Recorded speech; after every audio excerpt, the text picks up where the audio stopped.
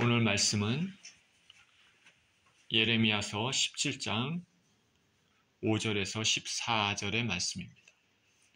예레미야서 17장 5절에서 14절의 말씀, 우리 같이 한 목소리로 읽겠습니다. 시작. 여호와께서 이와 같이 말씀하시니라. 무릇 사람을 믿으며 육신으로 그의 힘을 삼고 마음이 여호와에게서 떠난 그 사람은 저주를 받을 것이라. 그는 사망의 떨기나무 같아서 좋은 일이 오는 것을 보지 못하고 광야 간주한 곳, 건건한 땅, 사람이 살지 않는 땅에 살리라. 그러나 무릇 여호와를 의지하며 여호와를 의뢰하는 그 사람은 복을 받을 것이라. 그는 물가에 심어진 나무가 그 뿌리를 강변에 뻗치고 더위가 올지라도 두려워하지 아니하며 그 잎이 청청하며 가무는 해에 걱정이 없고 결실이 그치지 아니함 같으리라. 만물보다 거짓되고 시임이 부패한 것은 마음이라. 네가 능히 이를 알려마는 나 여호와는 심장을 살피며 폐부를 시험하고 각각 그의 행위와 그의 행실대로 보응하나니 불의로 치부하는 자는 자고새가 낫지 아니한 알을 품은 같아서 그의 중년에 그것이 떠나겠고 마침내 어리석은 자가 되리라. 영화로우신 보좌여, 시작부터 높이 계시며 우리의 성소이시며 이스라엘의 소망이신 여호와여, 무릇 주를 버리는 자는 다 시치를 당할 것이라. 무릇 여호와를 떠나는 자는 흙에 기록이 되오리니 이는 생수의 근원이신 여호와를 버림이니이다. 여호와여, 주는 나의 찬송이시오니 나를 고치소서. 그리하시면 내가 낫겠나이다. 나를 구원하소서. 그리하시면 내가 구원을 얻으리이다. 아멘. 여호와를 의지하는 사람의 복이라는 제목으로 말씀을 나누겠습니다. 기도합니다. 존귀하신 아버지, 감사와 찬양을 드립니다. 오늘도 일주일 지나고 또 아버지 공예배로 하나님 앞에 이렇게 모였습니다. 아버지, 이 시간이 참으로 천국의 귀한 시간이 되게 하여 주시고 하나님을 만나는 시간, 하나님의 마음을 받는 시간, 하나님과 교제하는 귀한 시간이 되게 하여 주시옵소서. 감사합니다. 예수 그리스도 이름으로 기도합니다. 아멘.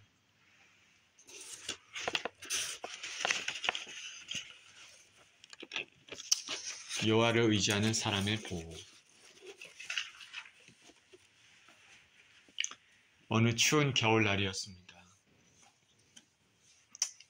D.L. 무디 목사님, 그 목사님이 어린 딸과 함께 공원으로 산책을 나갔습니다.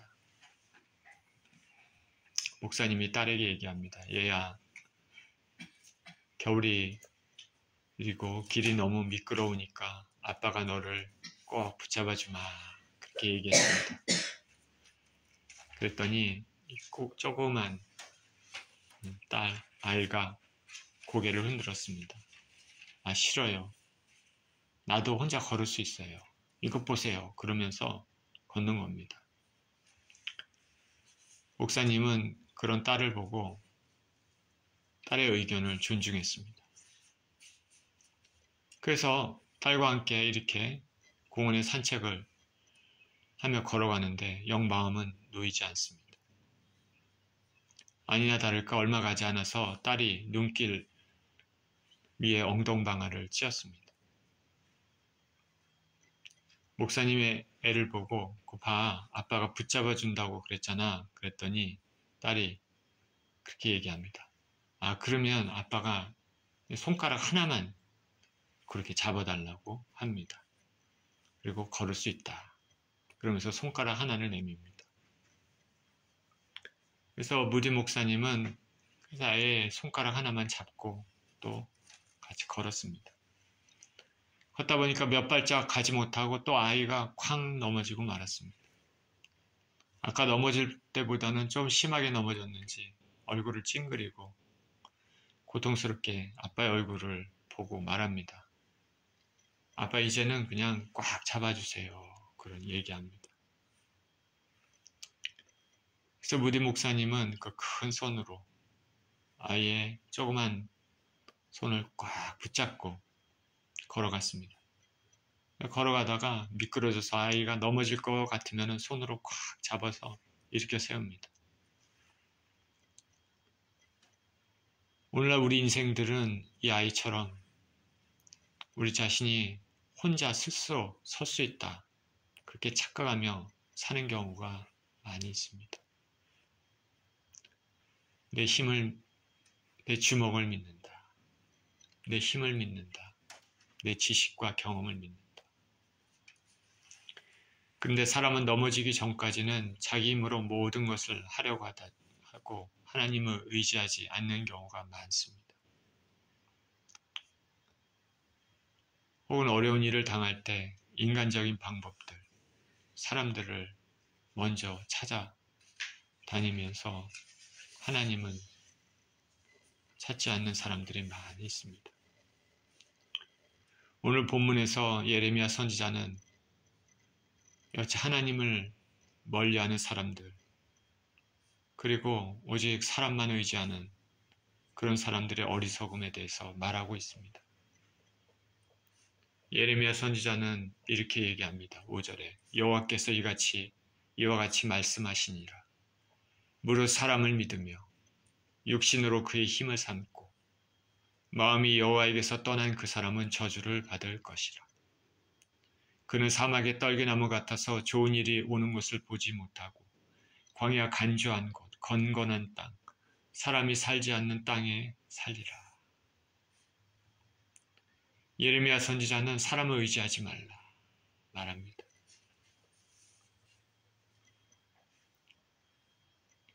우리 인간은 연약해서 누군가의 도움을 필요로 할 때가 아주 많습니다. 사람은 자기 힘으로 사는 것 같아도 누군가 도와주지 않으면 해결하지 못하는 것들이 아주 많습니다. 부모의 도움이 필요할 때도 있고 가족의 도움이 필요할 때도 있고 또 사회생활하면서 주위 사람들의 도움이 필요할 때도 있습니다. 그런데 오늘 본문에서 보니까 예레미야 선지자는 무엇보다도 그럼에도 사람은 의지하지 말라. 왜 그가 이런 말을 했습니까? 인간은 연약한 존재이기 때문에 그렇습니다. 본문에서 사람을 가리키는 단어가 3개가 나옵니다. 첫 번째 보니까 무릇 사람을 믿으며 이렇게 나오는데 여기서 무릇 사람을 믿으며 할 때 이 사람 이건 히브리어에서의 아담입니다. 원어에서. 우리 아담 잘 알고 있죠. 인류의 최초 인간 아담, 그 아담입니다. 그 히브리어로 아담입니다. 일반적 의미에서 산 인간을 뜻합니다. 첫 번째, 무릇 사람을 믿으며 그리고 또 두 번째는 뭐라고 나오냐면 육신으로 그의 힘을 삼고 이렇게 나오죠. 여기서 육신은 바사르입니다.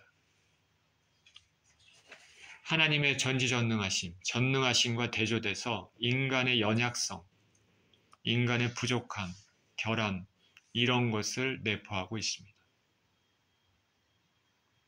그러니까 무릇 사람을 믿으며 육신으로 그의 힘을 삼고 어떤 이유인지 알겠죠. 하나님의 전지전능하심은 무엇이든지 할 수 있는 능력으로 인간이 의지할 수 있는 근거가 되지만은 육신은 하나님과는 달리 연약하고 흠이 많기 때문에 결코 의지할 수 있는 대상이 아니라는 것입니다. 그 세 번째 단어가 나오는데 그 사람은 저주를 받을 것이다. 여기서 그 사람은 게베르입니다. 이거는 뭐냐면 강한 자, 용사의 의미를 내포하고 있습니다. 그러니 이 세 단어를 통해서 예레미야가 하고자 하는 말이 우리가 어떤 의미인지 잘 알 수 있는지요.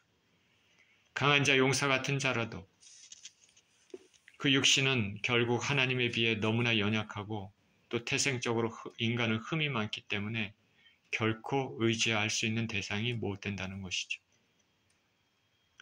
우리 인생들은 서로 도움을 주면서 살아야 되지만 당연히 그렇게 해야 되고 또 하나님이 그렇게 하라고 말씀하시지만 그러나 하나님을 멀리하고 제껴놓고 사람들끼리 하는 건 한계가 있는 것이죠. 인간의 도움은 한계가 있음을 알고 먼저 전능하신 하나님께 의지해야 한다는 것을 말하고 있습니다. 무슨 문제가 생겼을 때 하나님 대신에 인간적인 방법, 인간에 기대는 것이 얼마나 어리석은 것임을 말하고 있는 것입니다. 구약에서는 누누이 말하기를 전쟁의 승패는 군사에 많고 적음이 아니라 하나님께 달려있다고 말합니다. 사사 기드온이 미디안과 싸우러 나갈 때 하나님은 사람을 의지하지 못하도록 그 모든 이스라엘 지파 사람들을 돌려보내고 오직 300명만 택해서 싸우게 했습니다. 유다왕 아사도 구스인이 100만의 군대, 엄청난 군대죠. 고대 100만이면 지금도 100만이면 엄청난데 고대 100만이면 엄청난 군대입니다. 100만의 군대를 가지고 쳐들어왔을 때 이렇게 고백했습니다. 강한 자와 약한 자 사이에 도울 자는 하나님뿐이십니다. 인간이 비록 도울 수 있는 자원이 많고 또 도울 의지가 있을지라도 환경은 언제 바뀔지 모릅니다. 그리고 뜻밖의 일들이 일어나 도울 수 없을 때가 있는 경우가 있습니다. 그리고 본래 태생적으로 인간은 죄성을 가지고 있기 때문에 그 과정에서 언제든지 문제가 생길 수 있는 것입니다. 이렇게 하나님을 제껴놓고 인간적인 방법만 찾다가는 큰 낭패를 당할 수 있는 것이죠. 예레미야 시대 때, 지금 이 예레미야, 본문의 예레미야 시대 때 바벨론 침략으로 유다는 풍전등화에 놓여 있습니다. 유대 지도자들은 자신을 도울 수 있는 대상은 누구냐면 애굽이다. 북쪽에서 바벨론의 대군이 강력한 군대가 쳐들어오는데 자기네들이 할 수 있는 것은 없고 너무나 연약한데 우리가 의지할 수 있는 것은 남쪽의 또 다른 강국 애굽이다. 그래서 애굽에 사신을 보내면서 그 사막에 그 위험하고 불뱀이 날아다니는 그런 위험한 땅에 선물을 가지고 사신들을 보내 도움을 요청을 합니다. 하나님 아버지께서는 유다 백성들이, 유다 지도자들이 먼저 하나님 앞에 묻고 하나님을 의지하기를 원하고 또 하나님이 당연히 이스라엘 하나님이라고 말씀하셨기 때문에 그렇길 원했지만 유다 지도자들은 하나님을 제껴두고 눈에 보이는 애굽으로 사신들을 보내고 선물들을 보내며 위험한 땅, 사막을 지나 불뱀들이 날아다니는 그 땅을 지나서 도움을 요청하러 보냅니다. 하나님께서는 자주자주 이런 인간을 의지할 때는 낭패를 당할 수 있다고 경고했습니다. 이 본문의 배경입니다. 과거에 초강대국 아수르가 쳐들어왔을 때 애굽이 아니라 하나님을 의지했던 유다, 히스기야 왕 때죠. 승리했던 것처럼 동일하게 초강대국 바벨론 앞에서도 하나님을 의지하는 것이 살 길이라는 것을 말하려고 한 것입니다. 지금 저와 여러분들 앞에 어려움, 넘기 힘든 어려움이 있다면 우리는 하나님 앞에 먼저 기도하고 의지해야 될 것입니다. 그러면 하나님의 방법으로 하나님이 직접 하시든 사람을 통해서든 도우시는 것이죠. 수십 년 전 한국이 IMF 시절을 지날 때 국민 모두가 어려울 때 한 사업가가 자금이 없어서 사업이 힘들었습니다. 돈을 빌리러 여기저기 다녔습니다. 평소에 잘 알던 사람, 잘 나갈 때 잘 알던 사람도 그때는 아무도 도와주지 않습니다. 잘 나갈 때 웃으며 악수하는 사람보다는 힘들 때 위로하며 도와주는 그 사람이 진짜입니다. 아무런 도움도 받지 못했습니다. 돌아서면서 그날 저녁 일기에 이렇게 적었습니다. 기도하지 않고 사람들을 만나면은 망신을 당할 수 있다.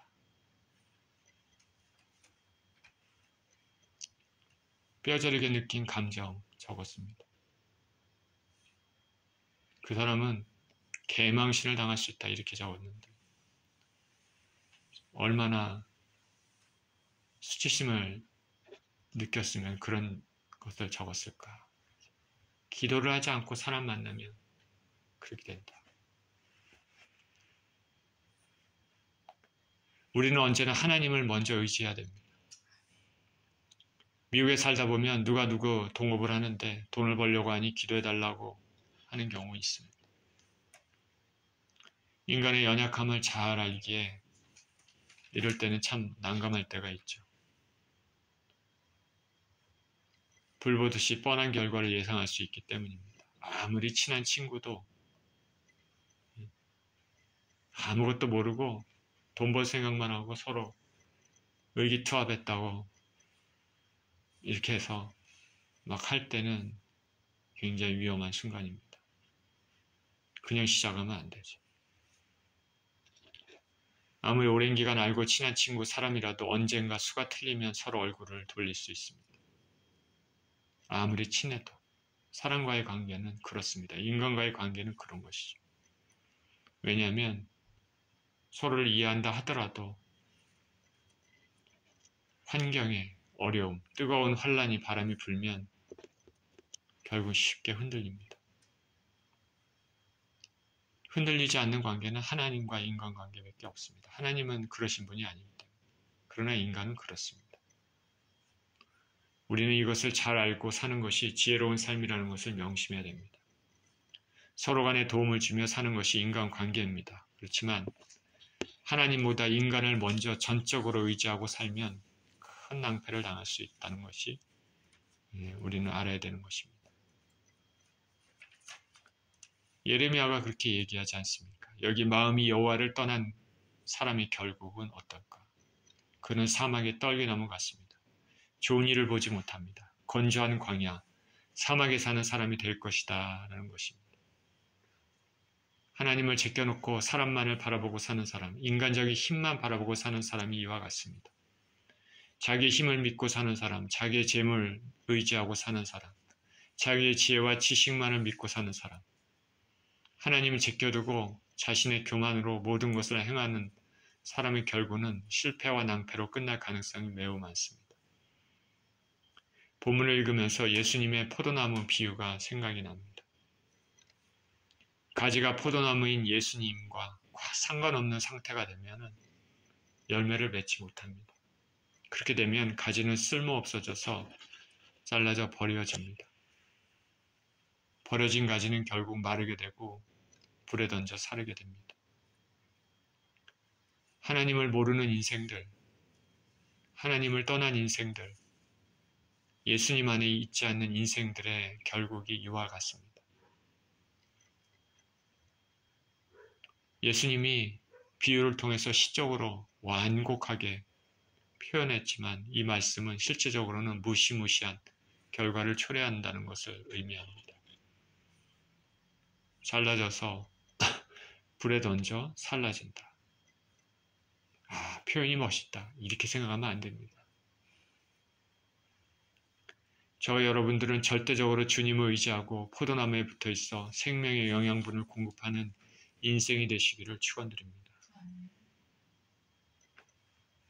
자, 7절에 보십시오. 그러나 무릇 여호와를 의지하며 여호와를 의뢰하는 그 사람은 복을 받을 것이라. 그는 물가에 심어진 나무가 그 뿌리를 강변에 뻗치고 더위가 올지라도 두려워 아니하며 그 잎이 청청하며 가뭄 후에도 걱정이 없고 결실이 그치지 아니함 같으리라. 앞절에서 사람을 의지하는 자는 크게 낭패를 당하게 되지만 본절에서 하나님을 의지하는 자, 하나님께 간구하는 자는 복을 받을 것이다 말합니다. 만고의 진리입니다. 하나님을 의지하는 자, 하나님께 도움을 청하는 자는 복을 받습니다. 그의 결국은 물가에 심어진 나무가 그 뿌리를 강변에 뻗치는 것과 같습니다. 물가에 심겨진 나무가 뿌리를 강변에 뻗치고 있으면 더위에도 걱정이 없고 그 잎이 청청합니다. 가뭄에도 걱정이 없습니다. 하나님과 연결이 되어 사는 사람은 인생의 여러 굴곡, 난관, 환란이 닥칠 경우에도 두려워하지 않을 수 있는 힘이 있는 것이죠. 사랑하신 하나님이 계시고 하나님이 모든 것을 지켜보고 계시기 때문에 그렇습니다. 그리고 하나님으로부터 난관을 이길 수 있는 은혜를 받을 수 있기 때문입니다. 더위가 와도 두려워하지 않습니다.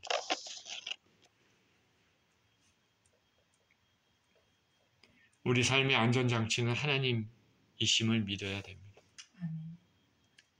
평소에 항상 하나님 생각하며 하나님 기도하고 찬송하며 말씀을 읽고 묵상하며 하나님과 동행하는 삶이 얼마나 중요한지 모르겠습니다.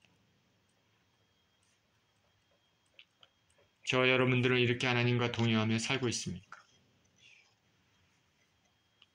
비록 인생의 고난은 우리가 피할 수 없어도 고난을 이길 수 있는 힘은 얻을 수 있을 줄 믿습니다.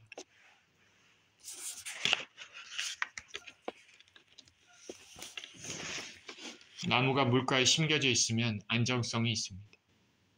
항상 물을 공급받을 수 있기 때문에 그렇습니다.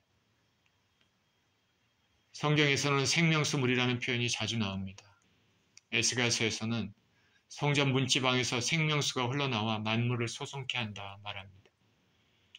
요한계시록에서도 하나님과 어린 양 예수님 보좌에서 나오는 생명수로 인해 만물을 소생한다 말합니다. 생명수 가까이에는 달마다 과실이 맺힌다 말합니다. 그리고 요한복음에서는 예수님께서 성전에서 백성들에게 생수를 마시라 말하고 있습니다. 우리 주님께서 말하는 생수는 바로 성령님이십니다. 사람의 영혼을 소송케 하시는 성령님이십니다. 예수님을 죽음에서 부활시키신 하나님의 능력이 성령님께 있습니다. 이 성령님은 동일하게 예수님을 진정으로 믿는 사람들의 그들의 죽음에서 영광스러운 부활의 몸으로 변화시킬 것입니다.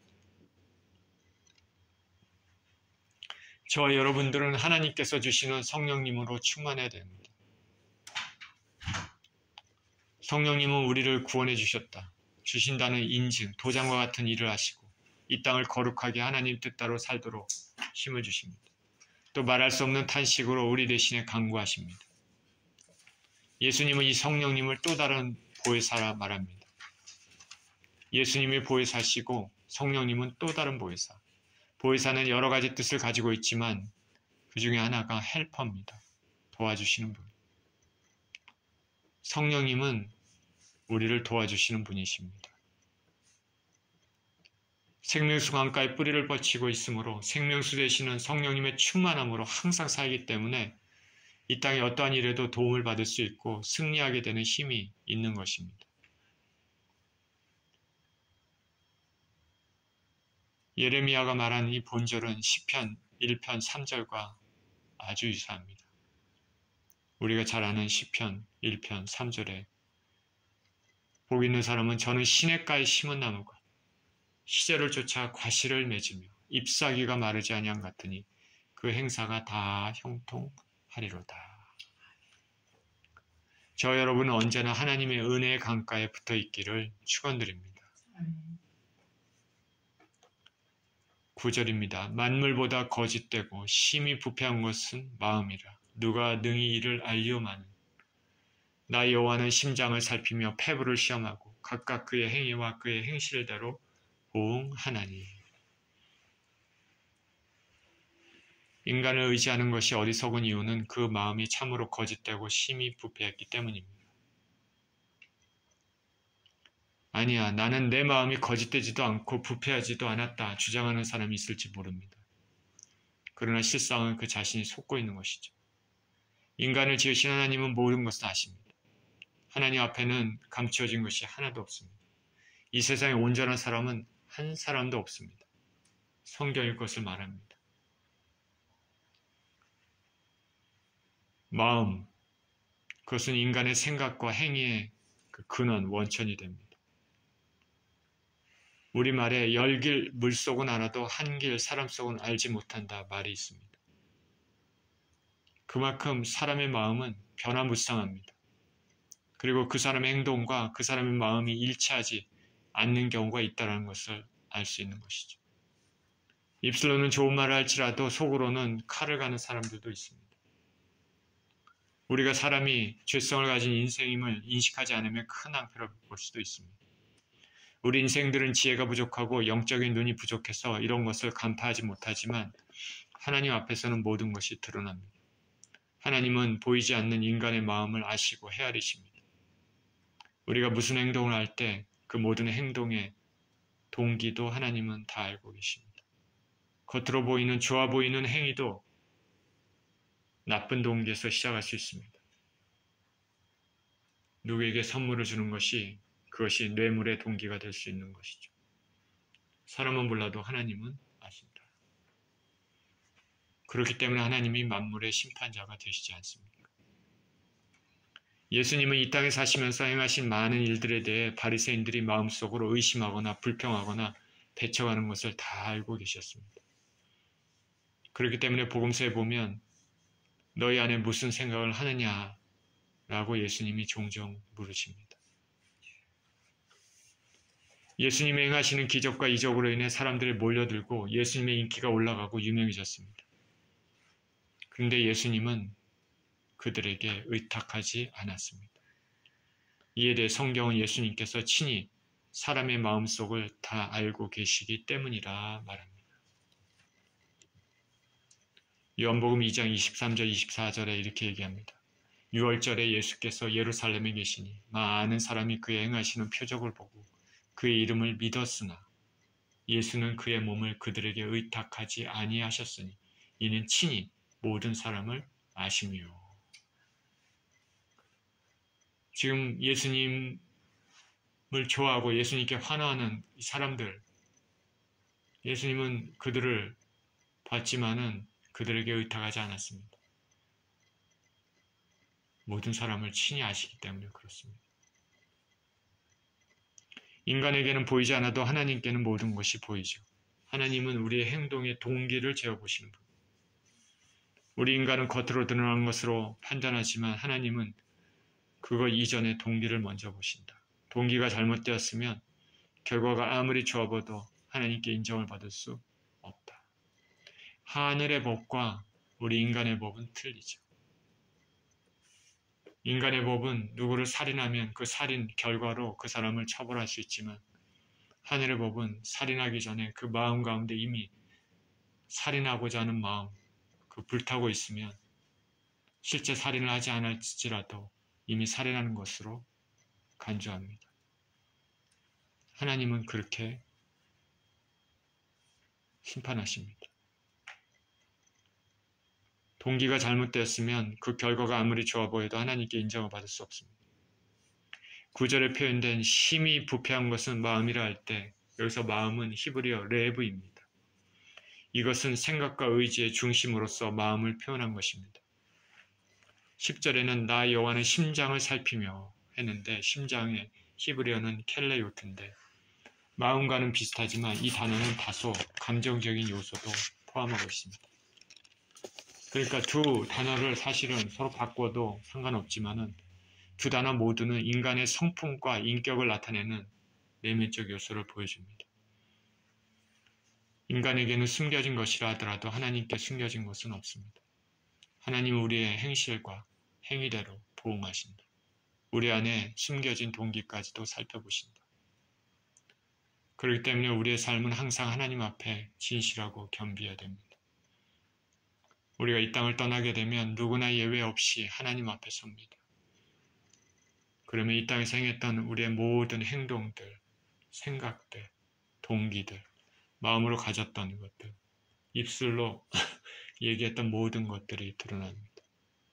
우리는 우리의 연약함을 인정하고 겸손하게 죄를 살펴보고 회개하고 하나님을 의지하는 삶을 살아야 됩니다.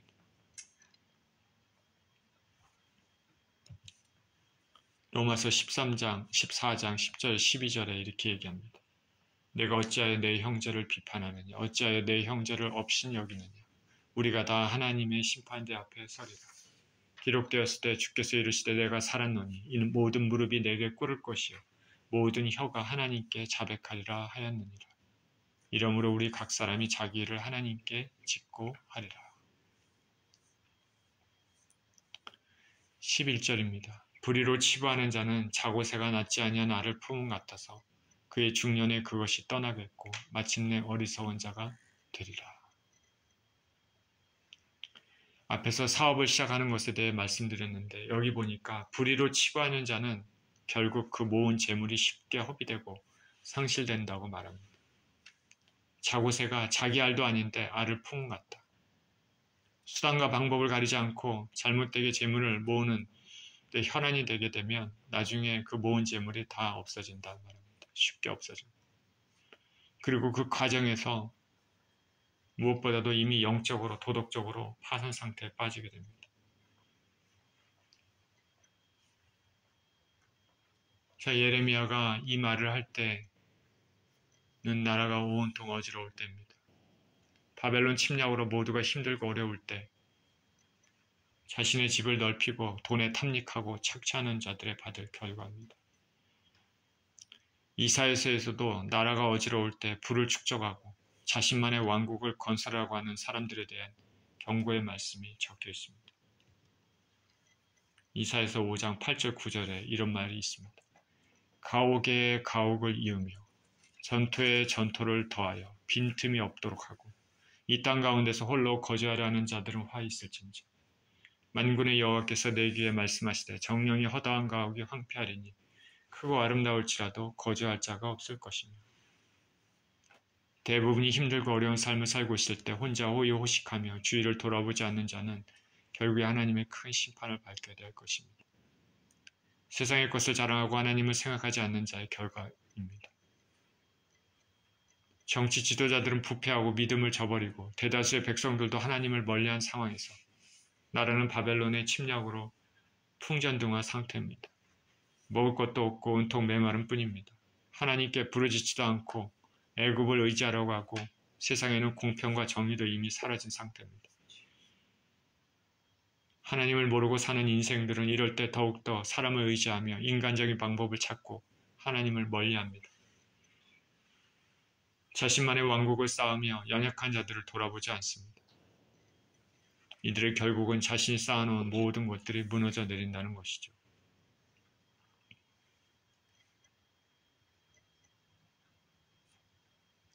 예레미야는 이런 암울한 시대에 오직 주님을 의지하라고 말하고 인간을 의지하는 자는 허망하게 멸망한다고 말합니다. 그러면서 이렇게 예레미야는 또 12절에 시작합니다. 영화로우신 보좌여 시작부터 높이 계시며 우리의 성소이시며 이스라엘의 소망이신 여호와여 무릇 주를 버리는 자는 다 수치를 당할 것이라. 무릇 여호와를 떠난 자는 흙의 기록이 되오리니 이는 생수의 근원이신 여호와를 버림이니이다. 여호와여 주는 나의 찬송이시오니 나를 고치소서. 그리하시면 내가 낫겠나이다. 나를 구원하소서. 그리하시면 내가 구원을 얻으리이다. 이 말씀을 읽을 때 참 멋있습니다. 참 좋습니다. 세상이 어눌하고 세상이 암울하고 내 안에 고통이 있고 참 힘들고 불의와 부정과 부패 그리고 자신의 상황이 힘들고 고통스러울 때 눈물만 날 때 예레미야는 하나님을 찬송합니다. 영화로우신 보좌여 시작부터 높이 계시며 우리의 성소이시며 이스라엘의 소망이신 여호와여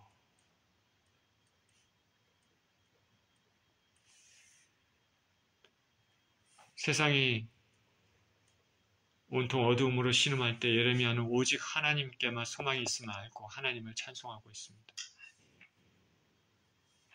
인간은 하나님을 찬양할 때 가장 아름답습니다. 인간은 하나님을 높일 때 가장 아름답습니다. 인간은 그렇게 지어진 존재입니다. 어떤 사람은 조그만 아기가 엄마를 보고 웃는 모습이 세상에서 가장 아름답다고 하는데 그것도 참 아름답죠. 그러나 저는 가장 아름다운 모습은 우리 인생들이 하나님을 찬양할 때, 진정으로 찬양할 때가 가장 아름답습니다. 하나님을 높일 때가 가장 아름답습니다. 인간은 그렇게 지어진 존재입니다. 인간의 존재 이유는 하나님을 멀리하고는 찾을 수가 없습니다. 저는 아무리 멋진 시적 표현과 탐구로 인간의 내적인 면을 파헤쳐서 표현했더라도 그 안에 생각과 사상이 하나님의 존재하심을 빼고 한 그 성찰이라면 가치가 없다고 생각합니다. 가치가 떨어진다. 인간적인 지적 탐구에 불과합니다. 우리는 곤고하고 어려울 때 더욱더 하나님을 찬양해야 됩니다. 그것이 우리에게 힘을 주는 것이죠. 예레미야는 사방이 온통 부정과 불의, 불신, 배신, 곤고, 기근, 질병 가운데 있지만 하나님을 찬양하고 하나님께 소망을 두고 고백합니다. 하나님의 영광스러움, 하나님 보호하심, 소망의 하나님을 부르며 오직 하나님만을 바라고 있습니다. 생수의 근원이 되시는 하나님, 찬송의 근원이 되시는 하나님께 고쳐달라고, 구원해달라고 기도를 하고 있습니다.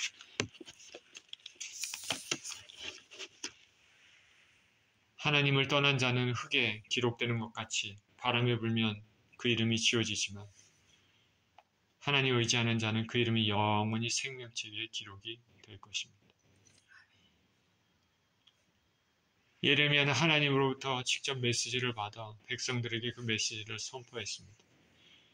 하나님 의지하고 하나님께 순종하라, 회개하라. 너희 죄로 인한 결과를 그냥 순복하고 달게 받아라. 그러면 좋은 일이 있을 것이다. 그러나 불신앙의 유다 백성들, 지도자들은 그 메시지를 배척했습니다.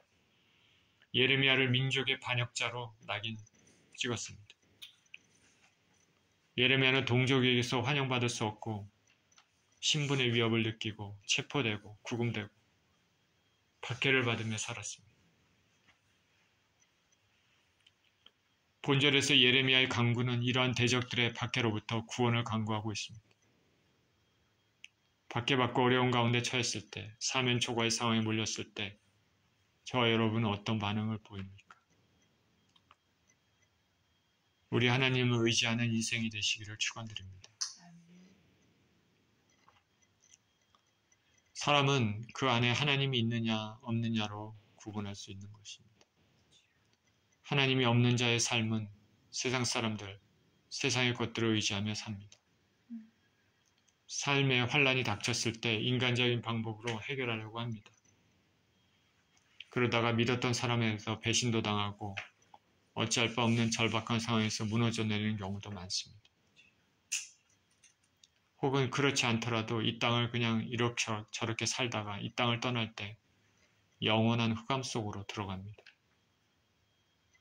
그러나 하나님을 의지하는 자는 시냇가에 심은 나무처럼 생명수를 공급받고 환란을 이길 수 있는 힘을 얻게 됩니다.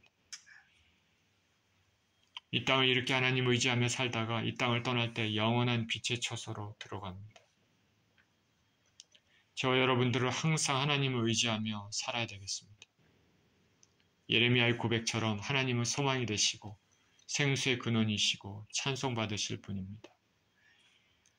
그 하나님께 소망을 두는 자는 결코 망하지 않을 줄 믿습니다.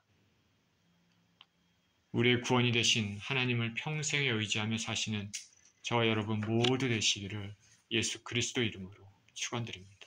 아멘. 기도하겠습니다.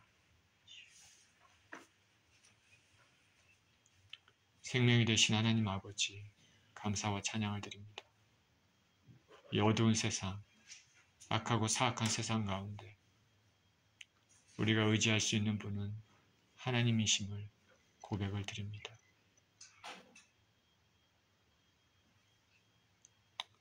하나님 우리 아버지, 우리 삶에서 언제나 하나님을 우선순위에 두게 하시고 언제나 하나님과 깊은 관계를 갖게 하시고 혹 삶의 어려움이 닥쳤을 때 먼저 하나님을 찾고 하나님을 의지하는 인생이 되게 하여 주셔서 본문에 있는 말씀처럼 물가에 심긴 나무가 아버지 과실을 맺고 가뭄을 해도 걱정이 없는 그 잎이 청청한 그런 인생이 될 수 있도록 축복하여 주시옵소서. 감사드리며 우리 주 예수 그리스도 이름으로 기도합니다. 아멘.